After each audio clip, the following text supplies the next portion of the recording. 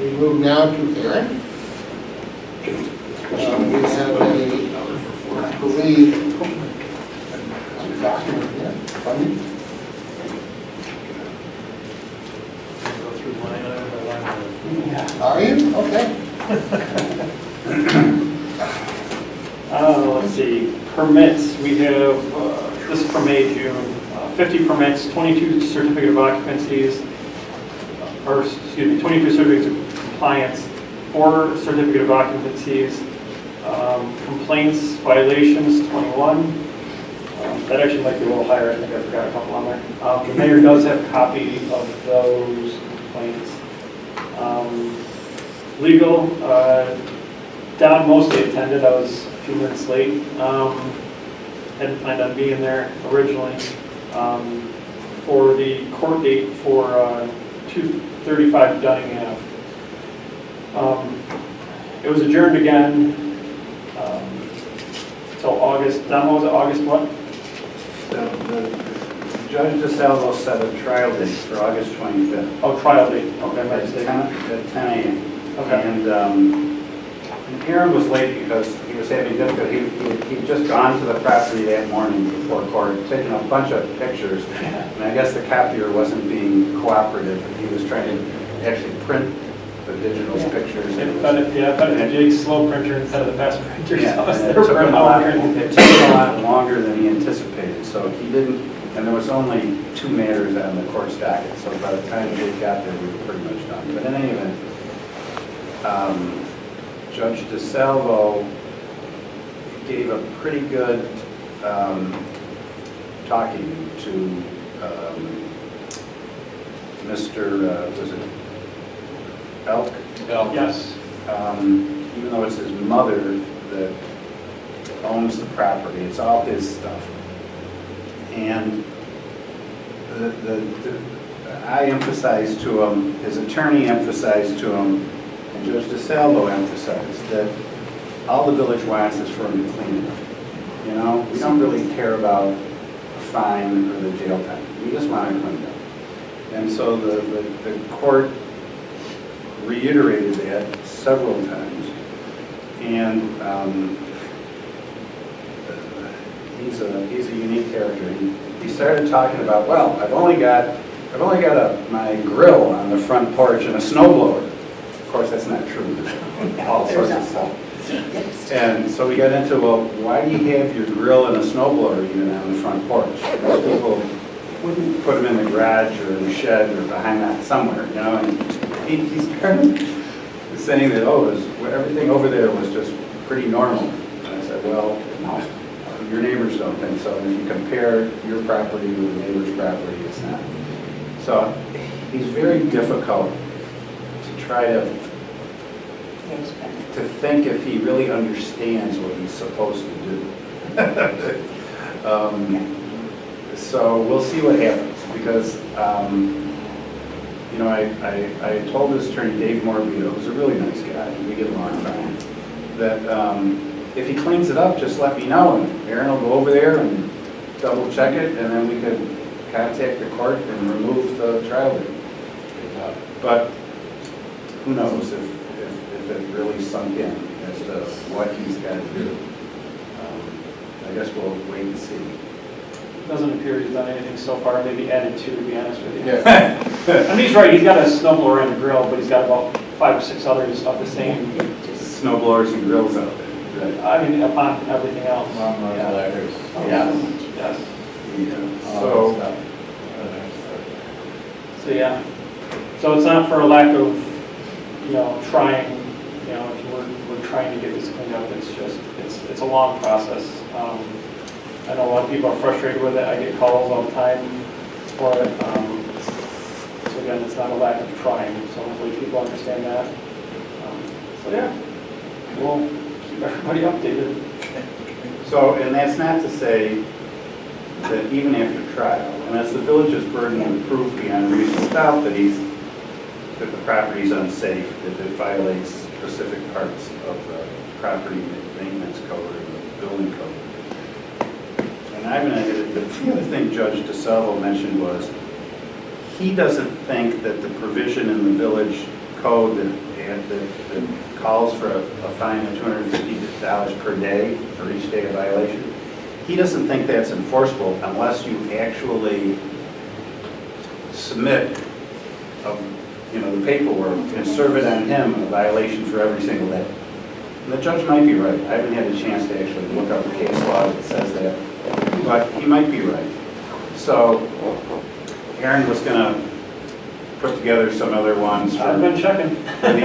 For each day you go over there, we should send another letter out to him, another code violation notice, and then we should submit it to the court. But so the fine, even if he's found guilty, the fine may not be enough to persuade him to actually clean it up. And then at that point, the village is relegated to, well, you got to start an action in New York State Supreme Court and get a judge to order that he clean up the property, and if he doesn't, then the village can cause it to be cleaned up and charge him for it. But that's a whole separate action, because a town judge doesn't have those kind of equitable powers to order people to do things. You got to go to Supreme Court. So this may, depending on what happens. August 25th. What about the fire marshal? Has he gone into the house? No, that's kind of a part of it. We'll just wait a little bit. That's kind of a second part to this, is applying for an administrative search warrant, and that would be in behalf of myself and the fire marshal. That's part of where we have to show the burden of proof that John was talking about. I think we'll be able to do that because through the window you can see, stuff piled up, and if I'm able to secure some witness statements, which they're a little hesitant, we'll see before. You have to submit to get the search warrant, you have to submit an affidavit that establishes probable cause that there's building code violations to the judge. And then if the judge agrees that there's sufficient probable cause, he can sign the administrative search warrant. And then Aaron and the town's fire marshal can go in there, and there probably are many property code violations within the inside of the house. But then that's the same process. Then you gotta cite him for it, And again, the town court can only fine him or send him to jail for 15 days. And with that, if we, worst case scenario, if that is the case where it's that bad, the fire marshal and I would condemn the house where they wouldn't be able to stay there anymore until it's cleaned up. And that would be immediate. That would be, we don't have to go through the courts for that. There'd be immediate removal.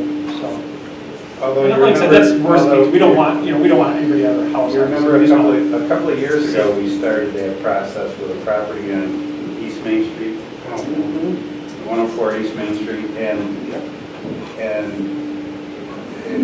basically the village board is the court, and the property owner is entitled to a hearing in front of the village board. So it's a little different, but it's not that the fire marshal and building inspector or judge, jury, and executioner, and they can just kick them out of the house and have it torn down just on their say-so. There's a little more to it. There's a little more to it than that. Yeah. Luckily, we didn't have to, the 104 East Main Street, the bank or someone ended up fixing up the property or tearing it down, doing something. They tore it down. They tore it down while we were in the middle of that kind of process. So it's short-circuited. So anyhow, so this could be going on for a while, sadly. Yeah. So, then under just the miscellaneous, is there any other questions or concerns about that? Kent.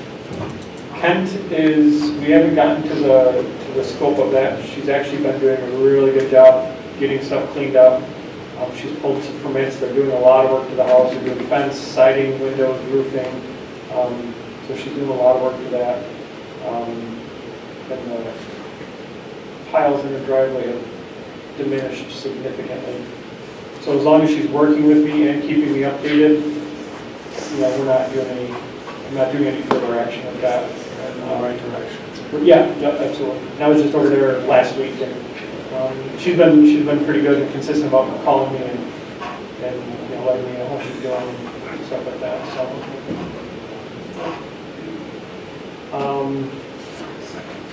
just updating some projects that are going on. The McDonald's, they're working. They started work back up and they're working diligently to get that up and running. The biggest issue there is RG&E. They've been waiting for about 4 months to get the power turned back on there. And RG&E just keeps pushing them off, saying they're going to be there, they don't show up, and that's been a pretty consistent issue with RG&E for a while now. We've been all over the news for this type of stuff. So unfortunately, they're at their mercy. They can't even keep the water pumped out of the basement because there's no power, and they can't keep the generator running 24/7. So it's they're in a tough situation, but they're going to continue remodeling the interior of it and doing some work on the outside to get it going. As well as the owner themselves are doing some work with their engineers and architects. With all the new stores that have been coming in to the storefronts in the village, we've been getting a lot of good feedback that, for one, a lot of people are happy that they're filled, but also on the quality of it, of what's going in there. We're getting a lot of complaints about the bill stuff at the window. Hey, there's a different town for you to be in, right? So everything's going good with that. Greenbrier, still going well. They're on the third building of phase 2. They did say they're slowing down a bit by interest rates, whatever. I think there's several ZBA cases coming up. I think I know of at least 2 that are going to be this coming deadline. So we'll see what goes on. Jake advised he's going to handle that meeting. I want to have it. I thought you said you were going to handle that whole meeting because we'll talk. Unless you caught me at the campfire. Yeah. Maybe it was residual. Well, we'll figure that one out, I guess. Several more inquiries on the horizon for some more single-family houses where there's a couple lots throughout the village. So we got some of those coming. All the reports for 2023 are listed and completed. The mayor does have a copy, so if anybody wants a copy to see a copy, he's got a copy of those. There was something else, and then just at the end of the meeting, if we can just do a quick executive session for stuff.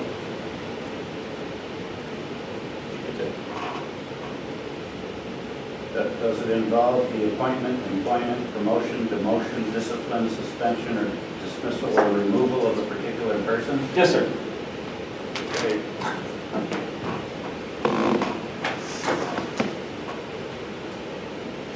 You can't go into executive session just for personnel.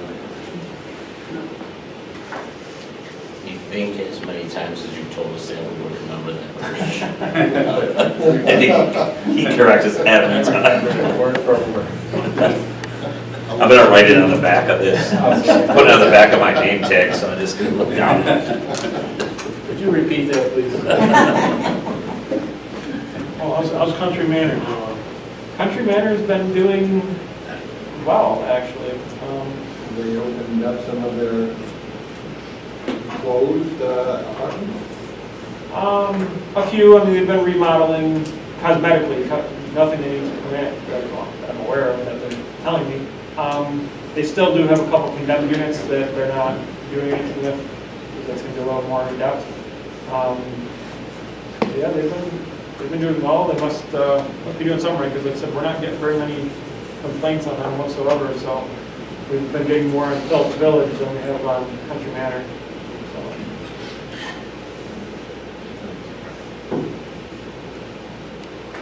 Is it safe to assume that the stormwater report, New York Codes report, and the county land use report are all 2022?